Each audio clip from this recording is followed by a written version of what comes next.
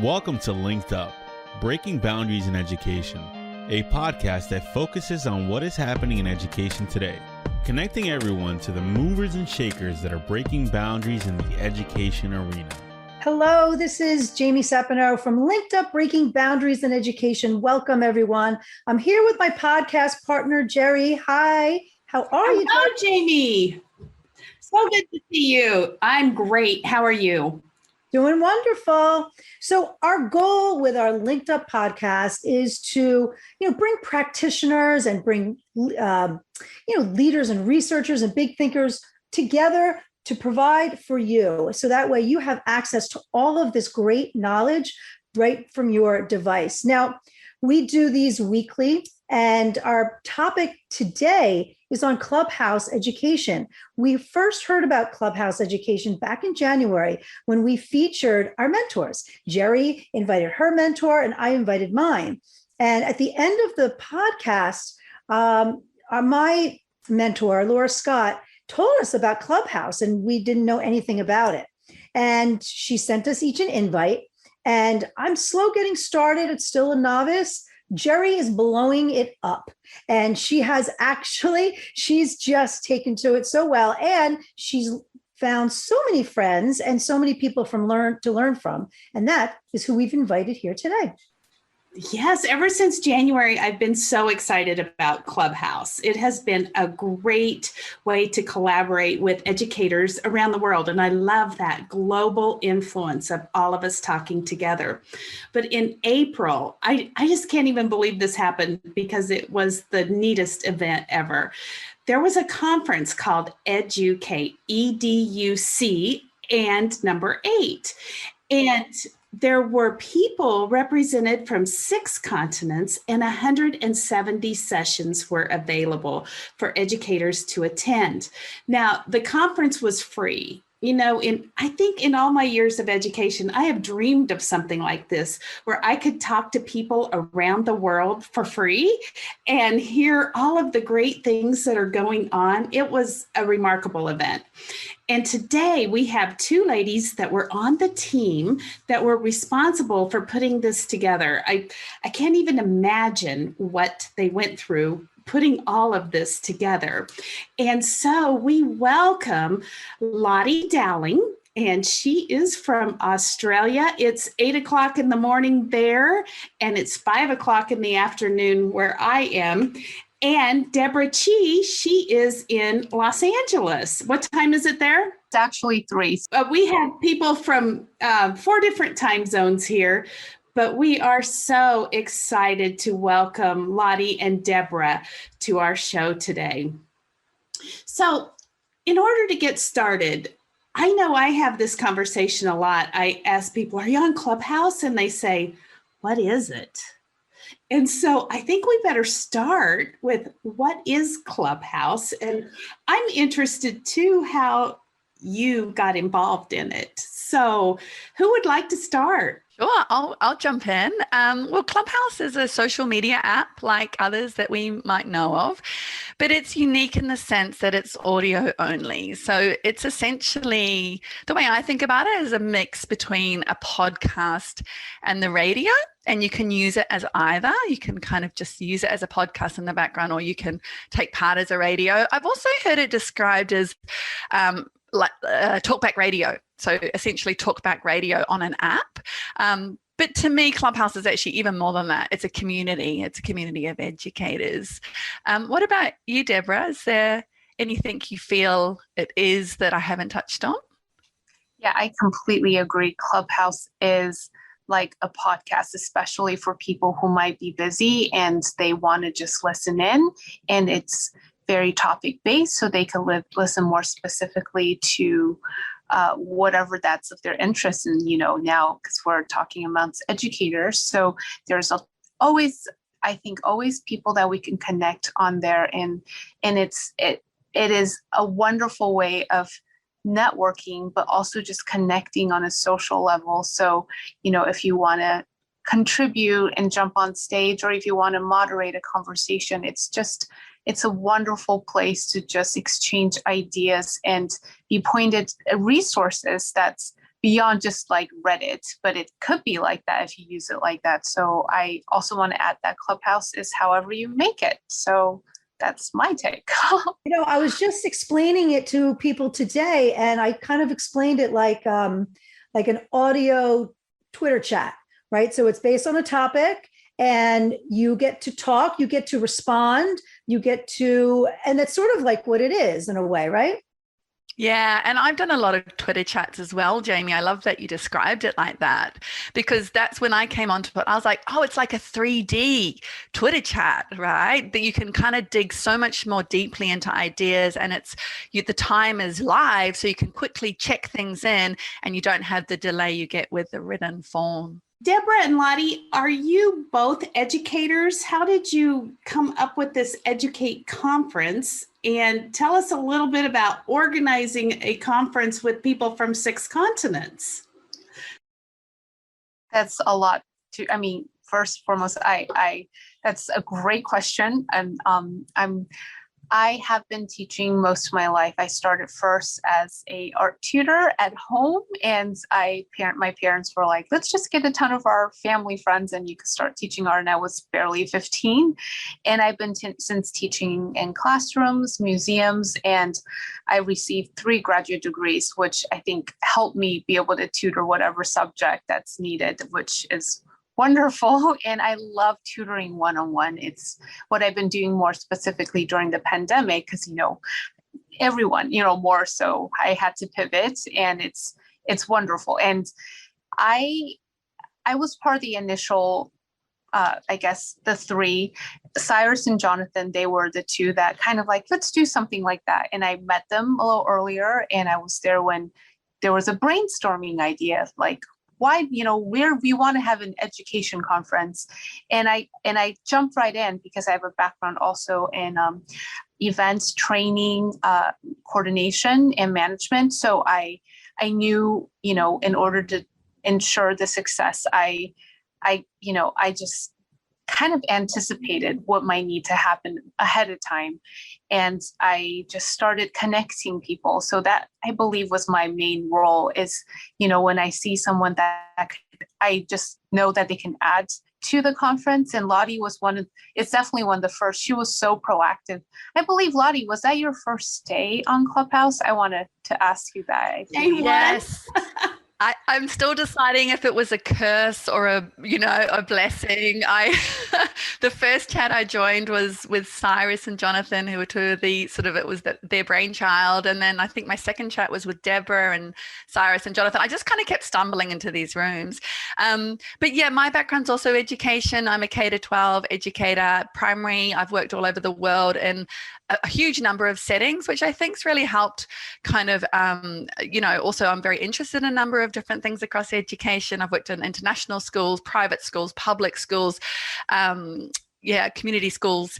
And I'm now based in Melbourne. I work at a languages and culture company. I used to be at Melbourne University at the Asia Education Foundation.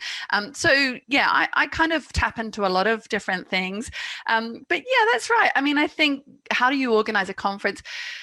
Essentially, it was an idea and people just came to the idea. It was open. It was said, who wants to be involved? At the core team at the time, obviously it came out of the America team, and that's where I sort of put my hand up and said, there are amazing educators in the Southern Hemisphere.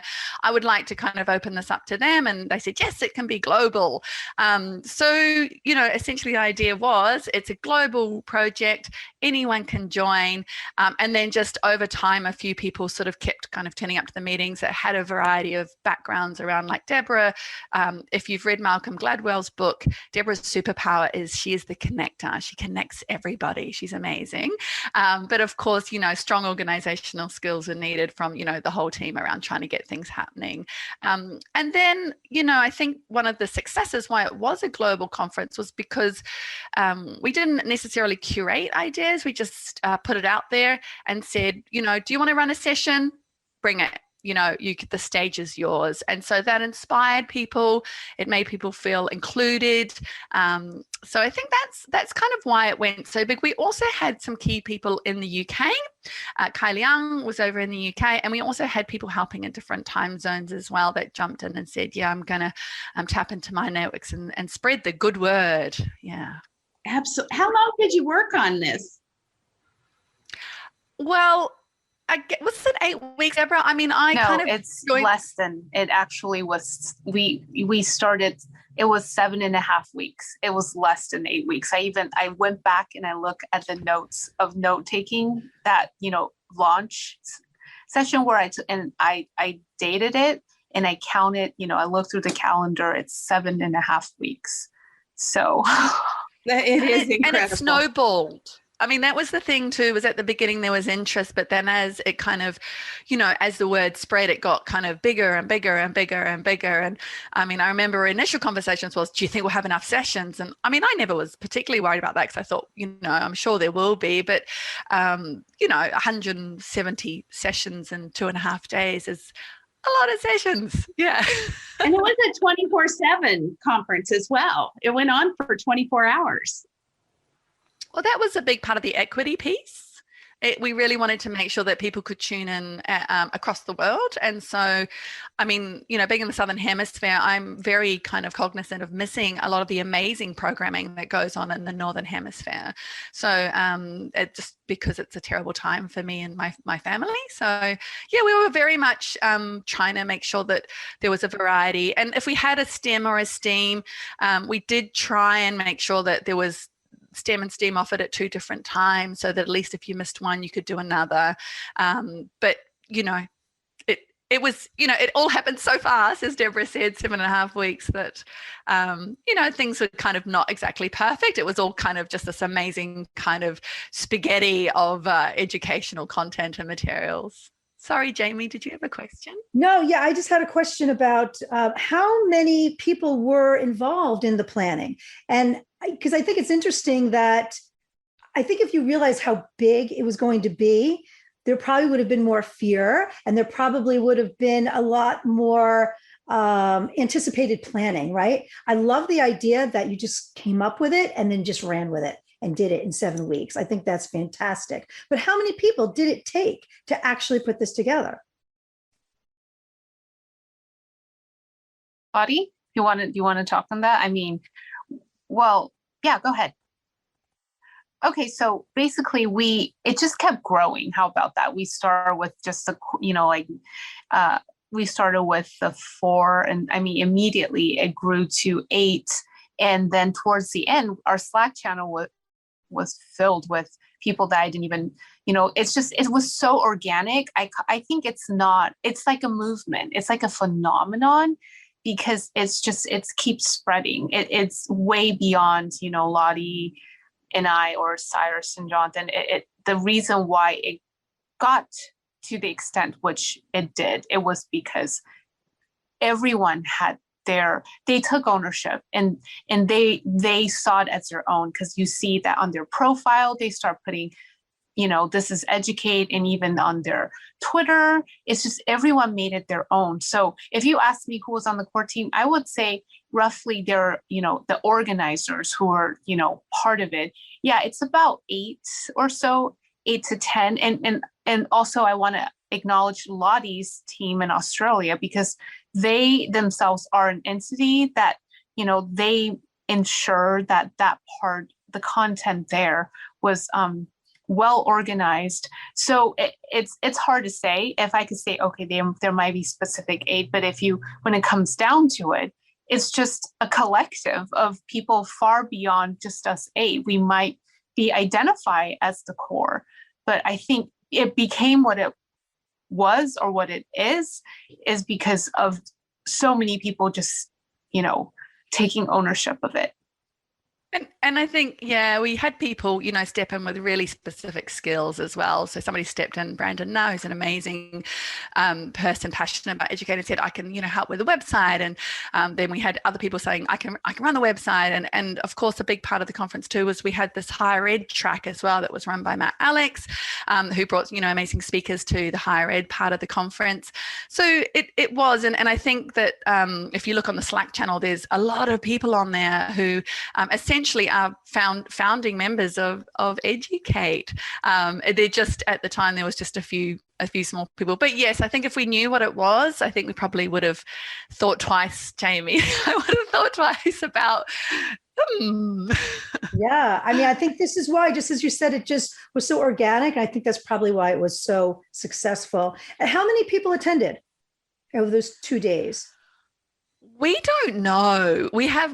Clubhouse are actually offering to help us pull some of that data so we get a bit of a sense. We obviously know how many sessions there were. We know there was around 500 panelists because, panels were not just one person. They were obviously, one of the successes of Clubhouse is having multiple people up on stage because otherwise it's just a lecture, not a conversation. And moderators, and then of course there's the audience. The keynote, I think, peaked. I heard somebody say it peaked at 2,700 people. That. Yeah, that is phenomenal. But not sure. I don't know. I don't even know how many people were in my sessions or the sessions I was moderating because I was just so focused on the panel because the audience kind of just goes down and So exciting. A lot. Yeah, a lot. So the answer is a lot. And just the global component really just made it what it was. So I'm in awe of this and really how simple it was, yet how complex at the same time. So I think that's just fantastic. And I think that speaks to the platform itself, Clubhouse. I think that really helped. Now, why do you think Clubhouse is such a great tool for education, for educators? Start with Deborah. Okay, that's a great question. I think first and foremost, educators is, you are at your best when you are well resourced and you have supports, to access information and to, be that educator that you would like to be and, enabled to help your students reach their potential. And so Clubhouse is filled with people who want to talk about this and people who love sharing their information. For example, if they know some resource, everyone's incredibly generous at just contributing to the conversation and helping one another. And I think, especially during the pandemic, we haven't really had the luxury of just, for example, with faculty staff and just, kind of like comparing notes. But now you get to compare notes from across the country or the world. And you could talk about SEL, social emotional learning, or you could talk about, language. One person, her name is Juliana, and she pointed out that I usually go to music conference and I feel like I'm siloed in the corner. And I mean, granted, I love them. They're my people, but now I get to integrate what my specialty is in light of, all that is happening and how I could better advocate for music and arts education, because you're having that discussion, not just with the people who care, you're shedding light in such a way, not just with fellow educators, but maybe with administrators, policymakers. You have a voice and that literally platform to engage and advocate and also like compare notes and how do I be a better advocate for what I think needs to happen. And there's so many different experts who like to listen and share and know what's happening on the ground level. And, because we all feel like we're kind of tucked in our corner, based on what we do. And now we get to just have these amazing conversations that involves people from all different perspectives and of the world. So I think it enriches our perspective, our understanding, and also ultimately be that educator and have the support we've always wanted. And so, I mean, I could go on, but I want to hear what Lottie has to say too. Yeah, I think that cross-pollination is such a good point there, Deborah. I think, educators are passionate and we actively look for professional learning. We listen to podcasts, we read books. But that's all wonderful, but suddenly you can kind of tap into that in 3D when you kind of go into Clubhouse and find people from all sectors, educators, policymakers, ed tech kind of gurus. They're all there. So I think that's one of the biggest kind of biggest joys, I guess, of Clubhouse. Right, and there's power having everyone in the same room and outside of their silos. Really, like you said, the cross-pollination. Well, besides the conference, how are some ways that educators are using Clubhouse to connect and get resources? How do they use it? Yeah, it's a great question. And I think, I work in professional learning, so I've been kind of specifically interested in this and observing it like, how are different people using it? So I think it's used as a virtual staff room. It's kind of, there are rooms where people just pop in and make new friends, meet new friends, shoot the breeze, talk about they've had a hard day, supports the social and emotional aspects of being a teacher. And particularly in the pandemic, I've seen rooms where teachers are kind of reaching out for support around that. I think also it's some educators are using it to provide professional learning. They're sharing their own experience. So they're developing themselves professionally as educators, as professional learning sort of leaders. There's also other ways where we're looking at people finding experts on, I'm using it to find different experts.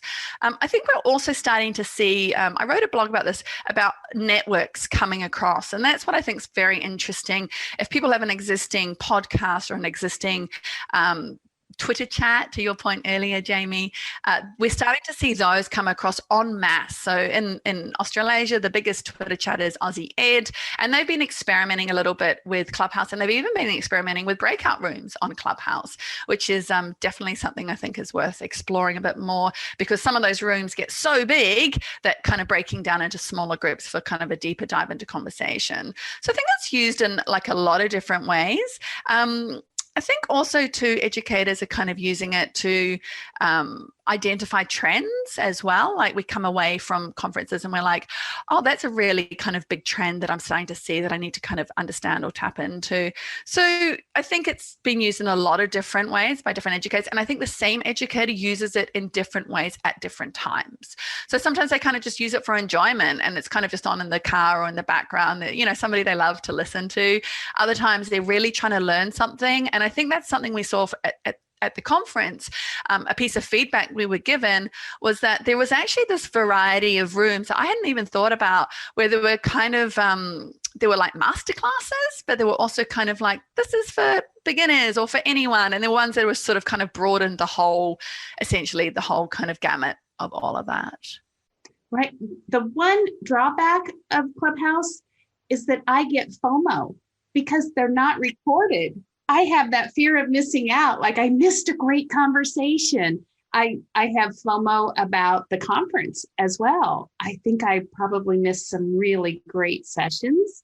Did you get that feedback that the what's next and we want more from attendees?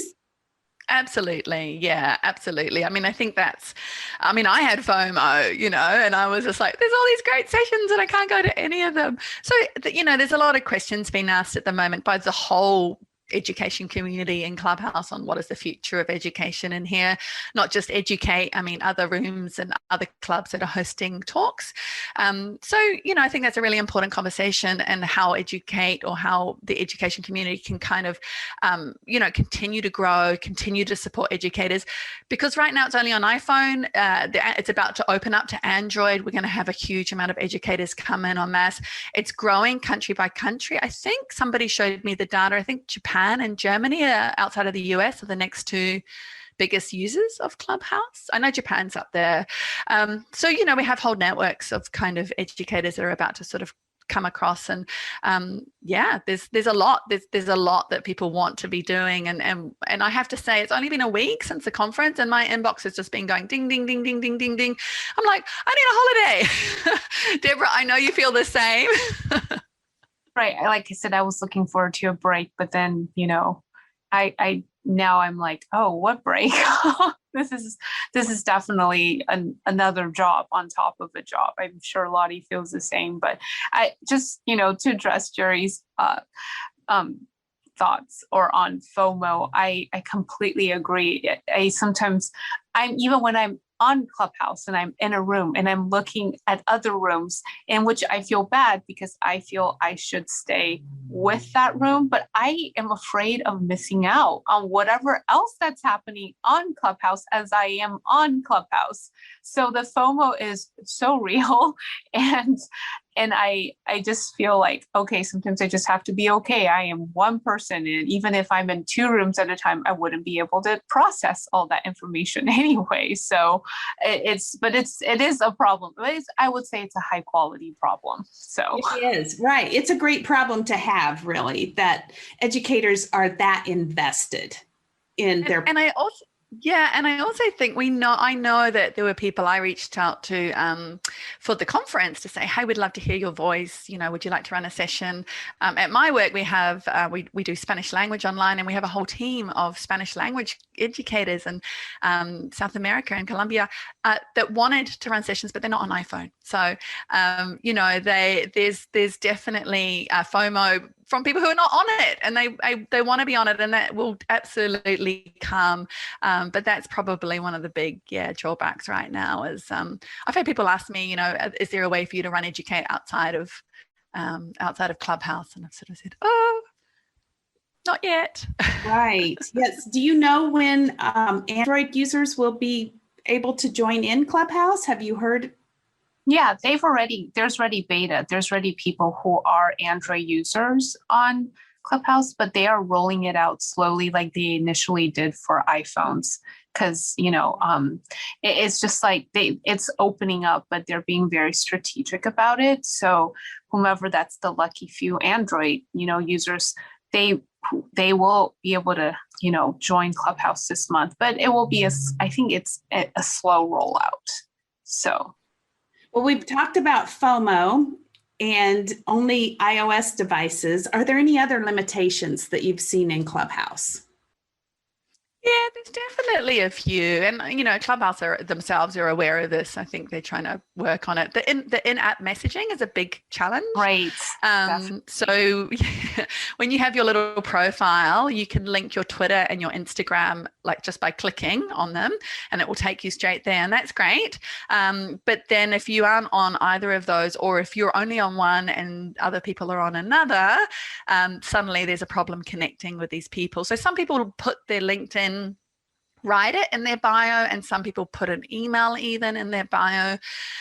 So try and imagine organizing a conference where everybody is using different technology. I mean, Slack, LinkedIn, Instagram, Twitter, email, text, WhatsApp. I mean, those are 7 of the platforms I regularly had to be across and checking. And I think we do this anyway in our day-to-day life. But, you go to do something, you think, oh, he's not on that or she's not on that. I have to go to that one. And it was a challenge. It was absolutely one of the biggest kind of challenges. I think that's probably one of the biggest, hardest logistical challenges, organizing an event en masse in terms of that in-app messaging. Was there anything else the reason we had our calendar that was we had on a website that listed all the events in a very kind of low tech Google document, 170 sessions, that because at the time the calendar and Clubhouse didn't actually list events down, and at the moment you still swipe across. So there's a few things that we know they're working on, which is fine if you're just using it as an individual, but when you suddenly go to organize a large scale event, it definitely makes it a lot more of a challenge. Yeah. What else was there, Deborah, that I've missed? I think, I'm just touching on, if you even have a website, you need to make sure that it is a simple website, because they literally have to type it out again, and even if you have your email address, anything that's text-based, it's not hyperlinked except for Twitter and Instagram. So, when it comes to having that exact, and so things can happen, and I think it then therefore discourage connections at certain points. And also I do know people who, have hard of hearing, who's, they're not even, it's not like they cannot hear at all, but it's a struggle for them too. And there's no, caption of any sort. So it comes off like it's exclusive, so how do we, even in doing this conference, how do we make sure that, first of all, how can we reach all these people? How keep in mind with, but a lot of times it's beyond what we can do. So that's, I guess, what I feel like I need to add to. Yeah, and coming back to your point, Jamie, I think the big question, I mean, I'm a twerp. I'm on Twitter a lot. And, I wanted to make sure there was a written place that we could put documentation. So people were sharing resources, tweeting resources throughout their sessions, so that there was a place for people to go and also reflect and add things. And we just sort of went with Twitter because it was linked already into Clubhouse, but also, there might have been a better way to do it, but it was the easy way given we were on this like really short time frame as well. And I guess the other thing that's a huge thing that doesn't matter if you're kind of using it as an individual, but if you're organizing events, was time zones. Time zones are my nemesis.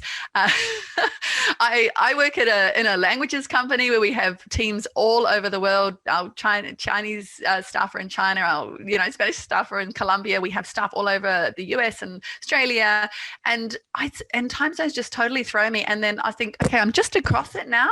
And then we came to the conference, and I was just like it just became very complicated very quickly. It did seem to go off without a hitch from our perspective. So, but we do appreciate all of the struggles that you probably did go through for sure. So, and I do like the idea of how Twitter was used as a back channel so that people could have, kind of side conversations, share resources. So, that's an interesting concept too, because it is linked right in there. I did notice that when I was trying to add some information that it is just text-based. So that is an interesting limitation there. When you see other educators or even people outside of education, I mean, that's what interested me when I went into Clubhouse. All my connections actually on Twitter are just educators.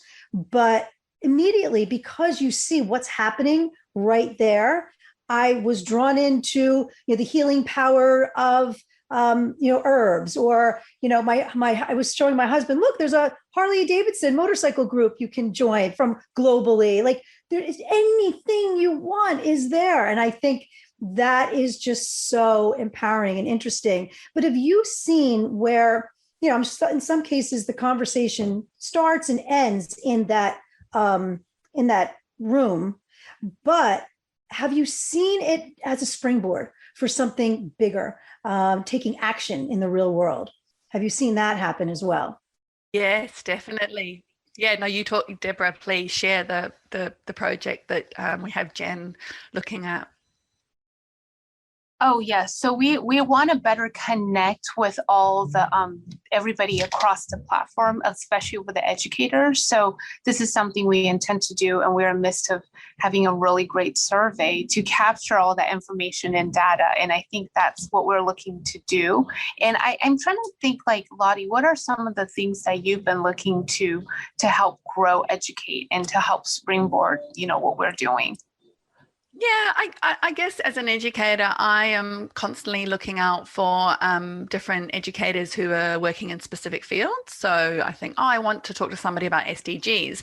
And even when I was matching the moderators, I was like, it'd be really great if we kind of had a Rolodex, essentially, that was available to anyone, and you could list yourself and your skills, your time zones, and then people could find you and say, would you be willing to support this project, or would you want to come and upskill me? Can I use you as a resource? Or you could also say, I've curated free resources. Here they are on this website. So essentially, an expertise bank and also a resource kind of bank as well. And this is something that really excites everybody.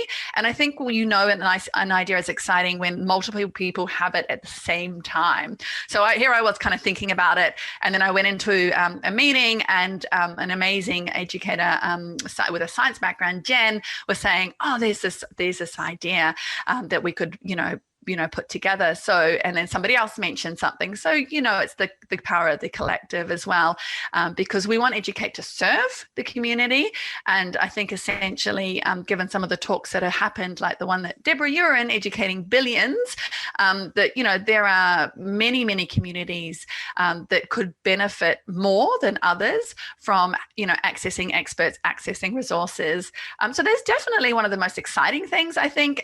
And again, coming back to your point, Jamie, I just thought it was a conference. I was like, okay, there's a conference, it's great. And then it kind of blew up. And then now people are like, what's next? People have come to us and said, I'd like to do a mini conference about this. Great, you guys run with it, on the certain topic, on STEM and STEAM or on whatever. So, I think absolutely it's about taking this work into the world as educators, and educators are so passionate about doing that anyway, using Educate to find and resource and improve their professional understanding and learning so that they can continue to do the good work that educators do. Have you seen classrooms connect, not just teachers for professional development, but actually classrooms connecting and doing projects together on Clubhouse?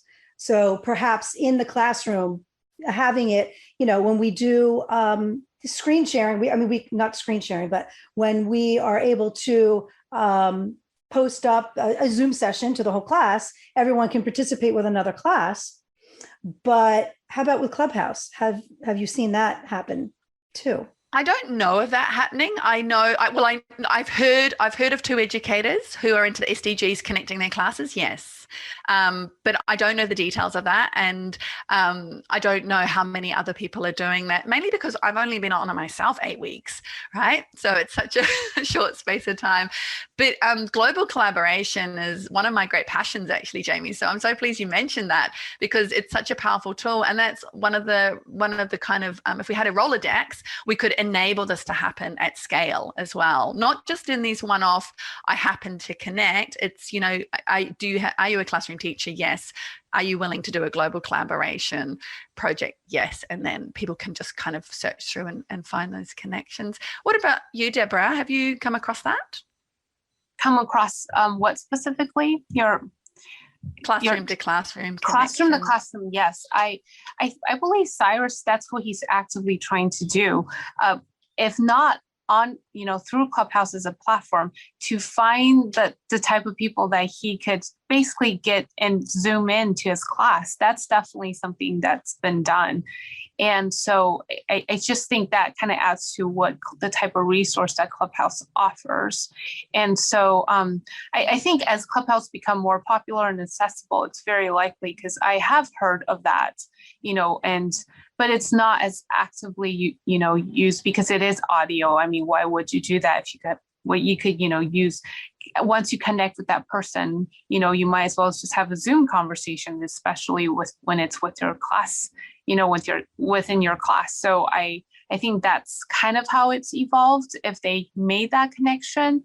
So I think a lot of it, adding on to just how do we scale and grow and to ensure that these connections could go beyond just, within a session, but, to cultivate that. I think what makes Clubhouse strong is that you really could cultivate a relationship and you can make great friendship in a way that I don't think I could easily do through Instagram, Twitter, and Facebook. It tends to be with people I know, and LinkedIn, it's, very professional. But Clubhouse, you could go from having a very, intense conversation related to theories to how that ties to your background and your upbringing, and then someone will share, and you feel like, wow, I feel like I've known you and I've only had 2 conversations with you. But when you hear that person's voice, and maybe because you're not seeing each other, so you get to really just be lost in thought and not feel self-conscious, and you just go there. And I think there's a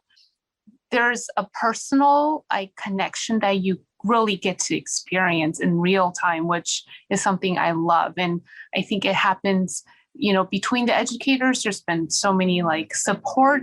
Like Lottie said, it's shocking to hear that, oh yeah, Lottie's been on here for just 2 months, if even that. But I think it's just, I've been on Clubhouse for only almost 3 months, but it feels like I've been on there for a lifetime. I don't know. Is that what you feel, Jerry? I mean, both of you, like the Clubhouse time, I don't think I could quantify it well. So anyway, Yep. And I was going to ask you how long you had been on Clubhouse. And the next question is, if I'm an educator wanting to get onto Clubhouse, how can I find other educators, or what advice would you both give to me as a new person trying to break through into Clubhouse and get involved? What advice would you give me? That's a great question. I'll start. And basically, I try to onboard a couple of friends, not that many have, gotten as excited. But I just said, what are your interests? If, for example, you're an educator, I would just go look up a search and look under education, educator, and just any keywords that pertain to your passion. Maybe there's something specific like STEM or, anything specifically that's tied to what you want to do within education, I guarantee you it's going to be there. And if not, maybe you're the person that's supposed to start the club and cultivate that space with the people with that similar minded. So, and I believe that you could also do the same search with people. Like, for example, one of my interests is in creativity in the classroom. So I will look up creativity classroom, and sometimes I will find, if I really spend time, the profiles will show up that has creativity in classrooms, and I could go through every one of the profiles, or it could be, something like a specific keyword that's not showing up in clubs, but you will immediately find someone. But it does take some time, but nevertheless, that's, I would think, how you start. And by following people who, have that interest, and then you will start seeing your hallway filled with all these different sessions that's tied to your interest and background, and don't be afraid to go on stage and to just share about something. But before doing that, if you're just new, be sure to have something in your bio. Even, let's just say you have 2 followers, but the 2 followers is not even what's as important as what are some of your interests. It could be even professional or your hobbies. But if you're an educator, like I said, if it's STEM, you put that in there. And then it would be good if you could link into a socials, because maybe then and there, when you hop on stage and someone's like, I have the exact thing to share, but they're like, but I see you don't have your Twitter or Instagram linked up. Would you be able to do that? So I will highly recommend having that linked. And even if you don't have an Instagram or Twitter account, I see some people, they just started accounts simply for Clubhouse. So those are some of the, I think some of the tools to kind of set you up to get ready to get on your Clubhouse and have an experience that's going to be far beyond your expectations. So I would say that is a starting point. But Lottie, what about you? Do you have something else to add to what I said? I think you got it, girl. I think you've covered it all off. The only other thing I'd say is when you put in, there's a search, you pop in education, all the people that have linked the word education or teacher in their bio will come up. So you'll just get hundreds of people, and go through and read people's bios. But also what comes up, there's 2 tabs, clubs. And so we're very excited that educators at the top at the moment after the conference, given, the collective contributions of everybody around the world. But you can go into the club, you can look through the members and see, and also follow people, but also find other clubs that you are passionate and interested about, clubs that are about STEM education. Follow different clubs and then look at the people in those clubs, and then you'll start to kind of be able to go and join chats, and also connect offline. That's, I think the people in Clubhouse, I genuinely find it a very warm and welcoming community. I think one of the reasons I jumped in with Educate was because Deborah, Cyrus, Jonathan, the original core team, Alex, they were all, in this room, and I was like 3 days in or whatever it was, or a week, and I was welcomed. And I think when we have a new technology, the early adopters often are quite opening and welcoming. And I think we're at that stage at the moment with Clubhouse where it's a really beautiful space where people are excited to meet other people and connect offline. I've had a coffee in Melbourne with someone that I met on Clubhouse. So there you go. I think you're right. I think there tends to be deeper connections than, say, with Twitter, because for one, you can invest time a little easier in Clubhouse. I didn't think of it that way until I had it on listening while I was doing work, right? Or while I was cooking dinner, or while I was, taking a walk outside.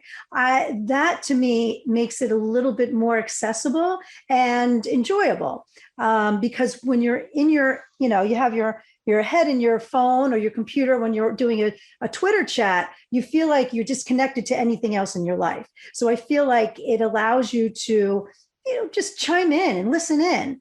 And then also to your point, Deborah, I feel like you get those deeper connections because you're hearing them talk. Right.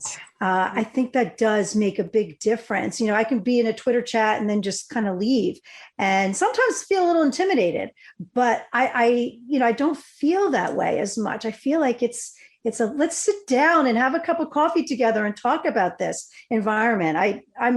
I'm really excited to dig in a little bit more. I know Jerry's dragging me along, so it's we look forward to seeing you on the app, Jamie. I can't wait to cross over in a room with you. I hope.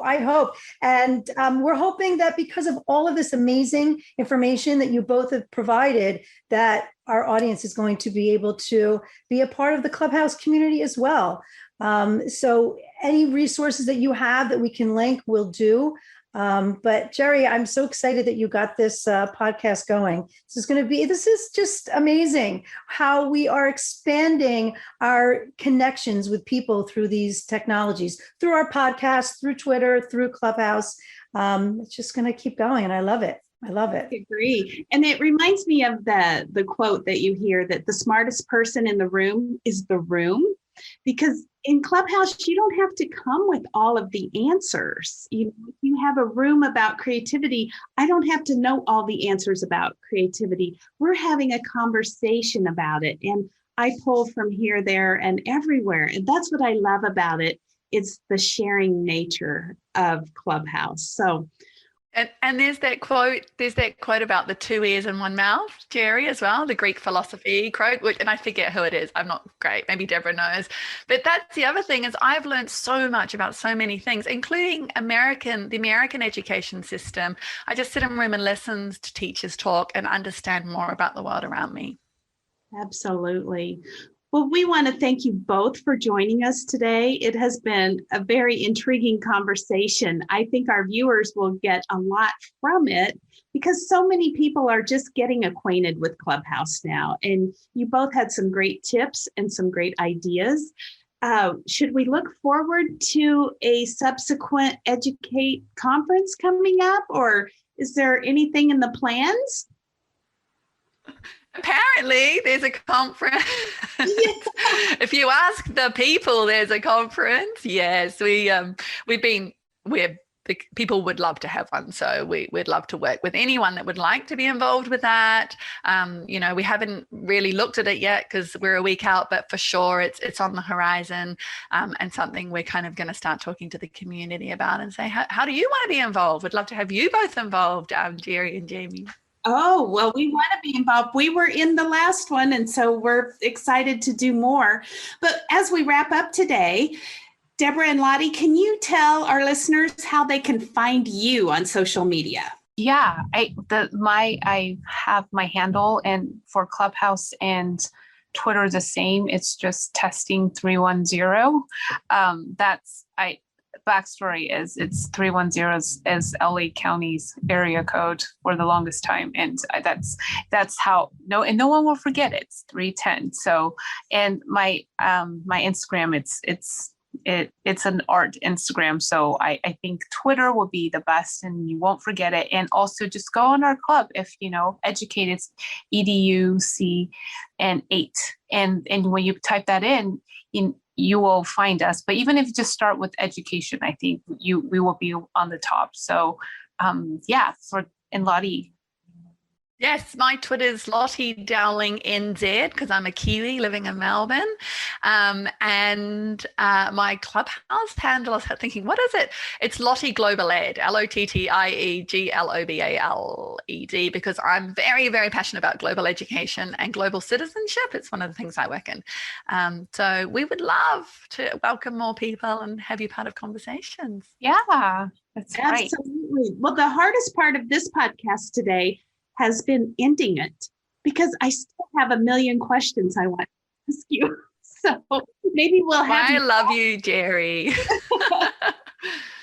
So we hope we'll have you back again and we can further the conversation even more. So we are so happy that you joined us today.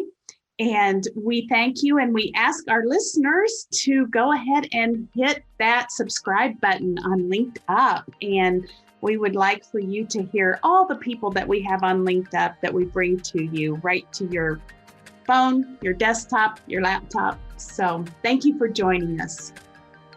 Thank you so for much for having having us. Thank you for listening. And if you would like to stay linked up, be sure to follow us on Apple and Spotify and subscribe to us on YouTube.